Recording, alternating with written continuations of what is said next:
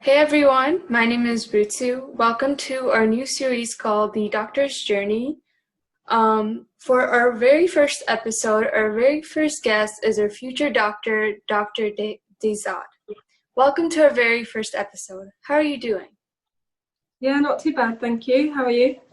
I'm great, thank you for asking. So let's just get started. So would you like to tell the viewers a little bit about yourself? Yeah, so my name's Farah. I'm a fourth year medical student in London.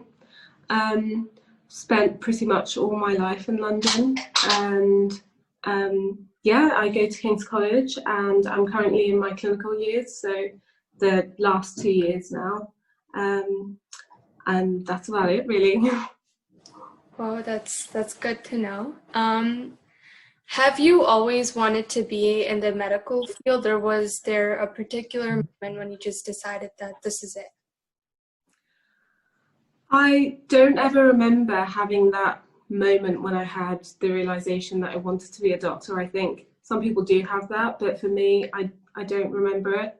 I have always wanted to do something in this area. I was always quite interested in science. I was always very academic, and yeah, I think medicine was always something that I was quite interested in. But yeah, I'm so sorry. Medicine was always something that I was very interested in. But I do know people who have had that moment of realization. I was speaking to somebody through Instagram actually not long ago, and she said that over the pandemic she started volunteering with an ambulance service. I don't think that's in the UK, but she's in another country, and she was volunteering, and she's decided she doesn't want to do the course that she's applied in uni, and was asking about how she could potentially get into medicine instead. So it happens to people, but for me, I didn't have that. I guess that makes sense. I really like science as well, and it's just kind of interesting. So yeah, that makes sense. How does it feel to be a medical student? Like, what are some difficulties you have faced as a medical student? Yeah, I mean, to finally get into medicine after having tried and failed the first time, it's really great being here now. But yeah, no, it hasn't been easy. So when I was in sixth form, which is like 17, 18 years old, I really struggled to get through the application process, everything. So I grew up in a quite deprived area. And so the school that I went to, they were supportive, but I just don't think that they could match my needs, which is, fair enough. My parents couldn't help at home because we didn't know anybody who was a doctor or anybody who was studying medicine at the time. So that was really tough. And it wasn't until after I did my undergrad that, I kind of realised certain things had to be done in an order, and I had to get experience, and I had to do so many things to make sure that I would be a good candidate for medicine. But I think things have changed now. There's so many things available online, so many free resources. I think, yeah, it's just about pointing people in the right direction. I mean, I understand, like, I'm 18 too, and I have, like, started applying to a lot of universities, but for me, there's a lot of information outside, and I can ask a lot of people too. So I kind of understand, like, the struggles of, like, applying to new universities, a little bit stressful, and it's always hard in the beginning, I guess. So what is the process that you needed to follow to get into the medical field in United Kingdom? Do you have any advice for the students who want to pursue the same career? Yes, so in the UK, if you want to go straight from school to medicine to uni, you basically have to do so you start your application process in the summer of, so when you're 17, we call it sixth form year, so you have 17 and 18, you've got 2 years of sixth form, and that's before you go to university. So After your first year, you start your application process, and during that summer, you basically have to do an entry exam. So depending on which universities you're going to, there's different entry exams that you have to do. And then you also have to start your application process, which every year the deadline is October 15th. And yeah, you just have to do all of that. And depending on how well you do in the exams, depending on your predicted grades, you then decide where you want to go, where you want to apply to, and just kind of maximize your choices. But, you know, way before that, you have to have organized lots of work experience. You have to have shadowed people in that, you know, within the profession, have done loads of things to kind of reaffirm your decision to study medicine. And I think that was the part that I struggled with the first time round. You know, you're 18 now, but I think that's really young to have to decide what you want to do for the rest of your life. And especially if you don't have that guidance around you, it can make it even more difficult. So, yeah, but there is a proper order of things to do before you can apply and get into medicine in the UK. And after your application submitted, you then get invited to interviews, and then you'll either get an offer or you don't.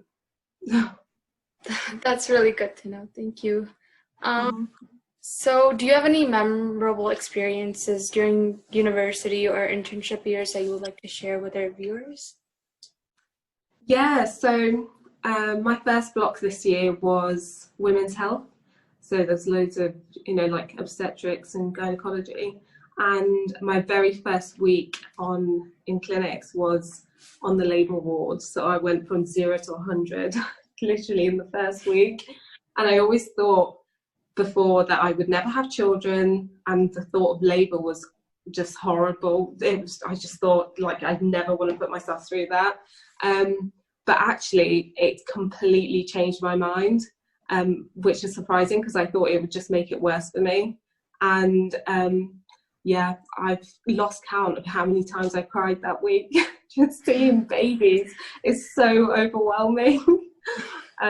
But it was really nice. And I think the first couple I watched give birth, I think they may have named their baby a name that I suggested. So I don't know if they have, but they said they liked it. So I'm gonna take it and run with it.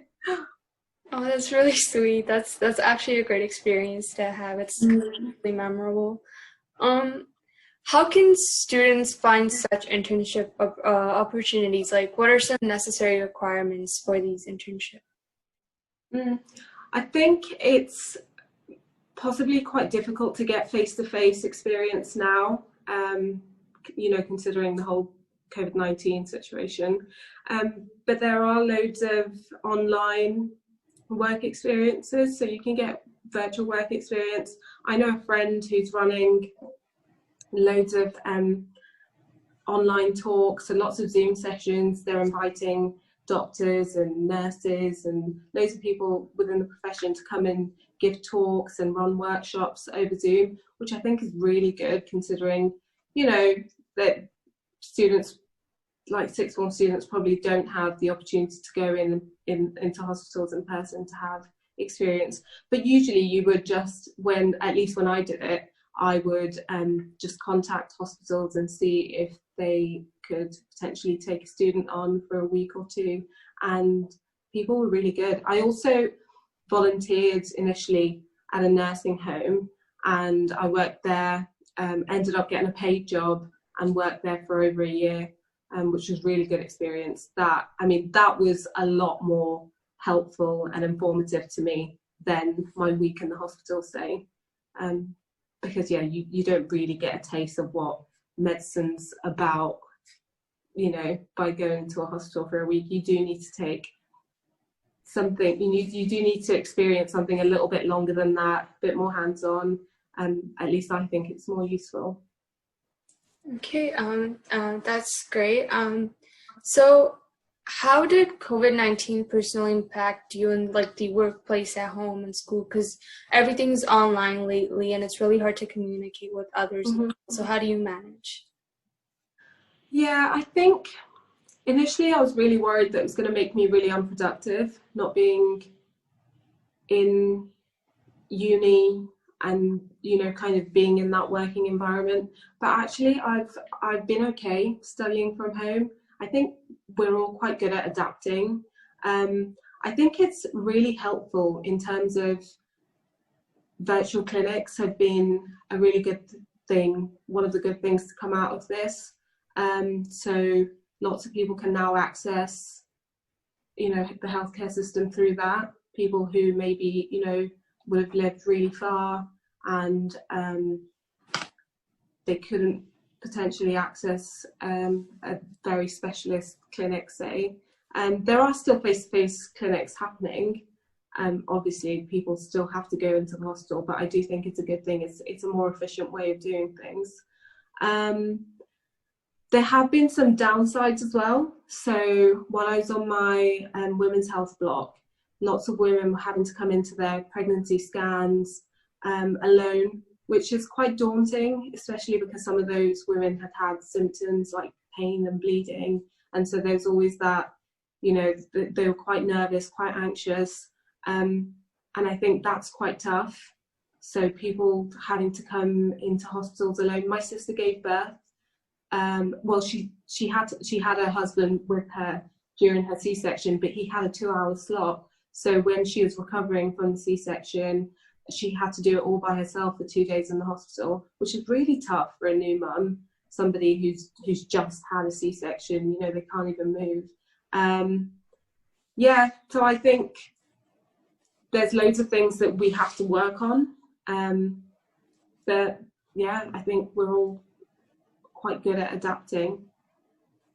Yeah, COVID has really been a huge problem for a lot of people right now, and it's really sad that there's not a lot we can do about it. I mean, Yeah. it's tough at times. So, you have been in the medical field for a long time. Are there changes that you think should be made in the healthcare structure to increase equality and improve accessibility? Yeah. Well, as I said before, virtual clinics are a good way to improve accessibility. But yeah, in terms of equality, I was looking at something the other day. It was the healthy eating food posters that you usually see in hospitals and schools, and a lot of the time they don't take into consideration foods from different cultures. So it's always a very kind of like generalized, westernized food groups. And I think things like that, they need to be changed and they need to be made so that it can target other groups of people as well. Yeah, I'm not quite sure what else at the moment to suggest, but I mean, of course, there are loads of ways that that the healthcare system can be improved. Yeah, hopefully it will be. Is there anything like our community as a whole can do to help? Any solutions or anything which can help? Yeah. I think schools are a good place to start.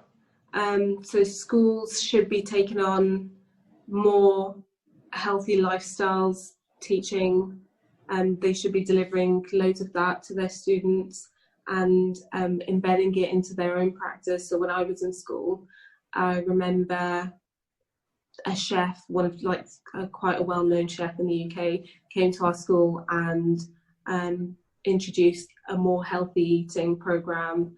And so my school scrapped all the vending machines. There were no crisps and chocolates in the school anymore. It was all like healthier options, which I think was really good, because obesity, I think, is the second most important thing in terms of paediatrics at the moment in the UK. So childhood obesity is very important. And also schools now are doing something, or some schools are taking all the children out for a mile's walk or run first thing in the morning, which is a nice way to start the morning. So I do think, that it should start with education in the schools, and hopefully that can have some kind of structured change within our communities. I think things that you guys are doing, for example, providing education and awareness, that's really important. and providing free resources for anybody who's looking into trying to make a change in their lifestyle, or even students who are looking into potentially studying medicine or other similar degrees. Yeah, I think it's really important to have a good range of free resources available to those people.